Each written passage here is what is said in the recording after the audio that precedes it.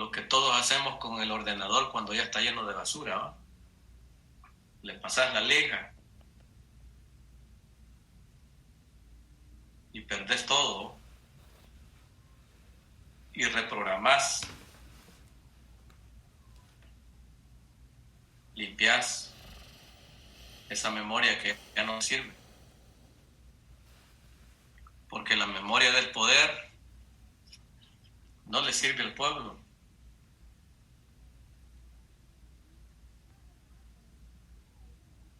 El poder tiene su propia memoria, pero el pueblo también debe tener su propia memoria.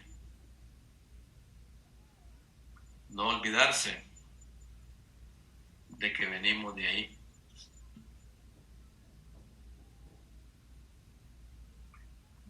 Entonces, José Martí no se equivoca cuando el pueblo comienza a saber la verdad. Ya no se duerme.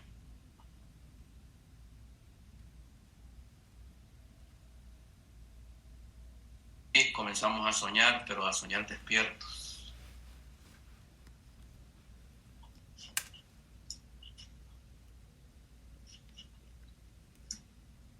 Esta memoria, entonces, tiene un asidero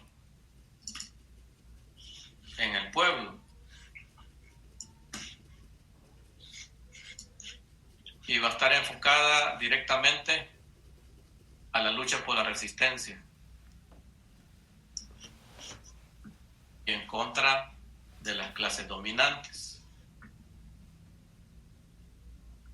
Es la versión que se construye desde el pueblo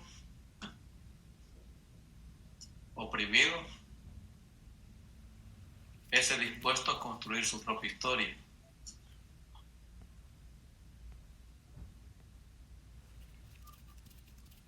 Pero entonces seguimos trabajando porque se haga justicia. Es una lucha contra la impunidad y también para la reparación social.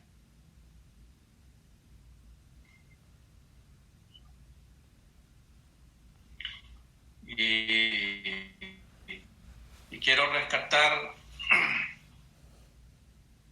de que la pandemia nos metió miedo. Y hoy como que nos estamos dando cuenta de que era un miedo construido, un miedo trabajado. Y lo colectivizaron como parte de poder. Entonces, escuchaba una entrevista hace poco y decía, quizá en este momento no nos demos cuenta por qué lo del virus, quiénes trabajaron el virus, por qué lo lanzan a nivel mundial y por qué nos meten miedo.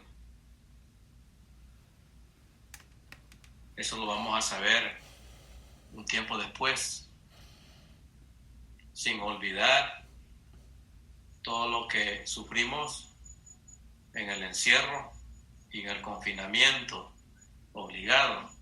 Entonces, el rescate de la memoria histórica es el combate del miedo.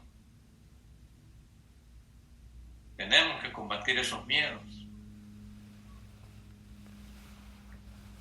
Porque llegará un momento que vamos a saber todo lo que estuvo detrás.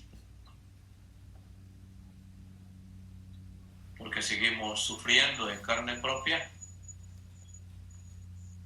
la fuerza del poder que se ejerce de arriba hacia abajo. Y lo otro es que tenemos que seguir trabajando por recuperar la dignidad. Y dignidad como pueblo.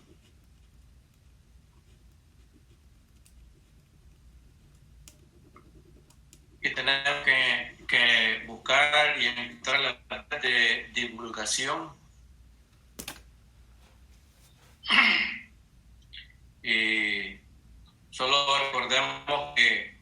años 70 y al principio de los 80 surgieron varios grupos de música que trabajaron precisamente la parte de la inversión. Y El Salvador, Nicaragua tuvieron una producción artística bastante abundante en esta etapa. Y en El Salvador tuvimos los grupos como Yolocamba, muy reconocido fuera de nuestro país. Hubo un movimiento y una asociación de trabajadores del arte que se asociaron en Aztaca y trabajaron esa parte cultural desde el pensamiento del pueblo. Nicaragua, antes de la revolución, teníamos esos grupos. En América del Sur, Inti Illimani, Víctor Jara, Amparo Ochoa, trabajadores del arte que se reencontraron con el pueblo. Entonces, las fuentes de la memoria histórica son variadas.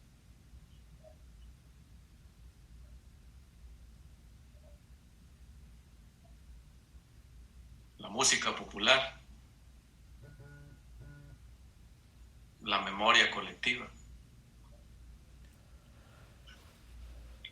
mitos que están por ahí y que te dicen en un pequeño documento lo que significó la reivindicación de la población campesina en muchas comunidades.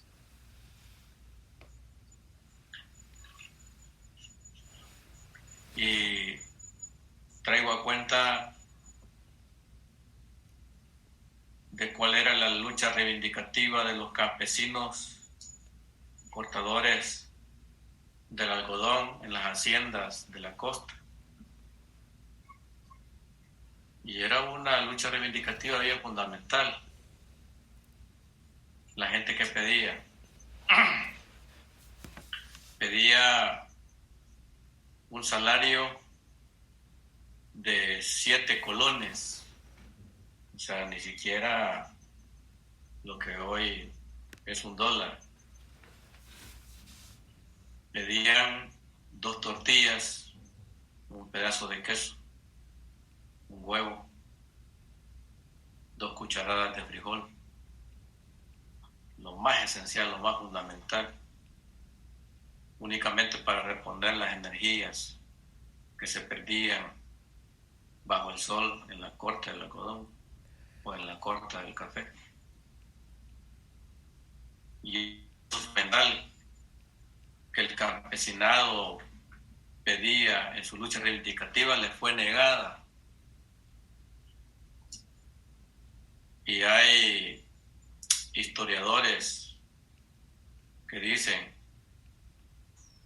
que si eso se hubiera dado en aquel momento en las haciendas con los patronos, quizá no hubiera habido guerra.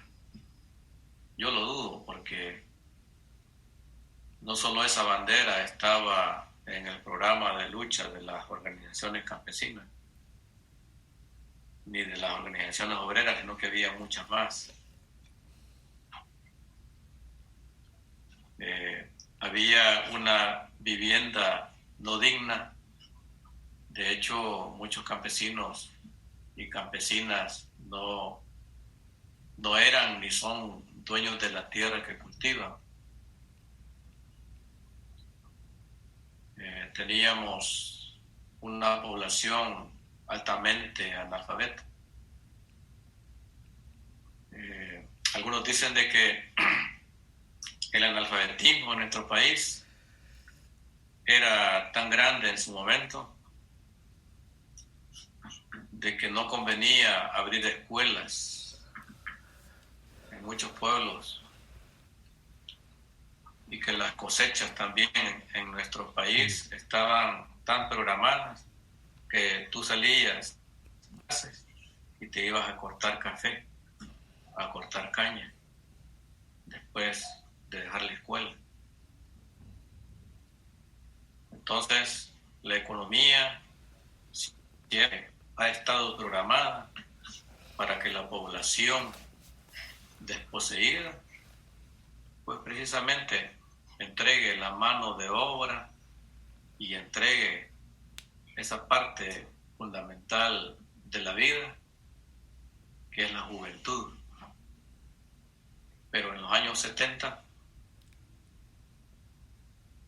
era muy cotidiano ver a la mamá rodeada de niños de la edad de 7 a 16 años cortando café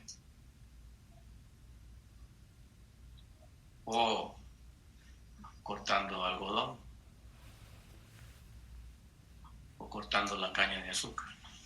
Entonces, traigo a cuenta esto porque esa parte de la historia es la que genera toda la secuencia de luchas posteriores después de los años 70.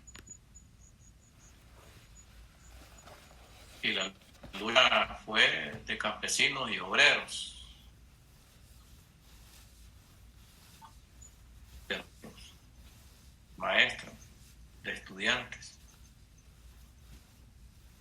de señoras de los mercados, de población que vivía en los tugurios y en zonas marginales. ¿Ves? Entonces, cuando uno habla de esa persona concreta, del campesino, del obrero, de la mujer del mercado, te das cuenta de que es la población organizada que después se levanta lucha armada. Y hay historiadores oficiales que dicen, no, fue Rusia, fue Cuba que organizó y luchó ahí en El Salvador. Mentira. Las luchas tienen sabor campesino, sabor obrero, sabor de mujeres del mercado, de madres de familia analfabetas. Entonces, ¿cómo un pueblo analfabeto es capaz de reescribir la historia, su historia? Y si no vamos a la Revolución Cubana, campesinos que no sabían leer y escribir, obreros que no sabían leer y escribir,